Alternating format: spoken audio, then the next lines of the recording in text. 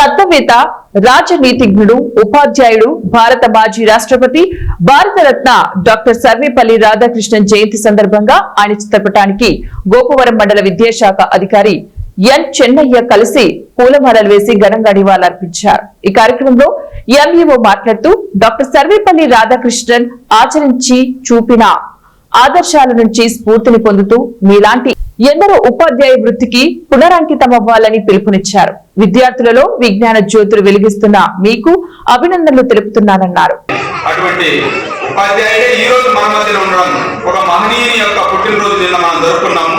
నిన్న మిలాద్ నబీ సందర్భంగా మనం సెలవు దినం ఇచ్చినాం కాబట్టి మనం ఈ వేడుక చేసుకోలేకపోయినాం. ఈ రోజు ఈ ఉపాధ్యాయుని సన్మానించుకోవడము ఎంత మన యొక్క ధర్మమో మన యొక్క బాధ్యత గుర్తు చేసేదానికి సార్ ఇక్కడికి వచ్చినాడు. ఉపాధ్యాయునికి ఏ విధంగా అప్డేట్ కావాలా, మరి నిన్న ఒక మాట అన్నాడు, మీరు నిన్నే చెప్పినాను ఏమని, ప్రిపరేషన్ లేనిది ఒక అఫెన్స్, ఒక క్రైమ్. మీరు ముందు ప్రిపేర్ కండి. టీచర్స్ విద్యార్థులకు ఏదైనా బోధించాలనుకుంటే మీరు ప్రిపేర్ చేయకుండా ఏది మీరు బోధించొద్దని నేను చాలా నచ్చే విషయం నాకు సార్ ఉండకుండా. అది ముందు ఎవరైనా చెప్పని, కానీ నిన్న సార్ చెప్పినప్పుడు మళ్ళా నాకు గుర్తు చేసినట్టు అయింది. కాబట్టి టీచర్స్ నిన్ననే చెప్పినాను. నిన్ననా ఈ రోజే కదా, నిన్న సార్ చెప్పినాడు, ఈ రోజు మీకు చెప్పినాను.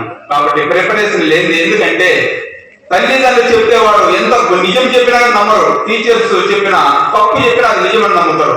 అటువంటి పరిస్థితుల్లో మనం ఎట్టి పరిస్థితుల్లో కూడా మనం తప్పు చెప్పకూడదు.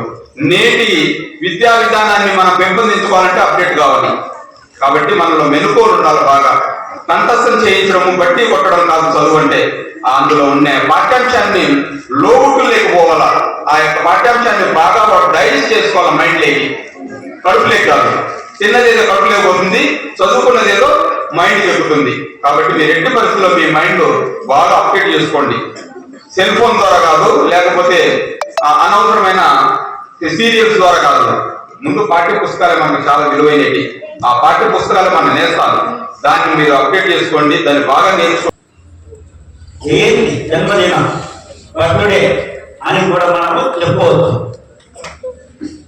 వీరు 1888 సెప్టెంబర్ 5వ తారీఖున జన్మించారు. వారి యొక్క జన్మదినాన్ని భారతదేశమంతటా primary school, high school, colleges, university స్థాయిలో ఉపాధ్యాయ దినోత్సవం మనము సాంప్రదాయబద్ధంగా జరుపుకుంటున్నాం. ఎందుకు జరుపుకుంటున్నాం అంటే,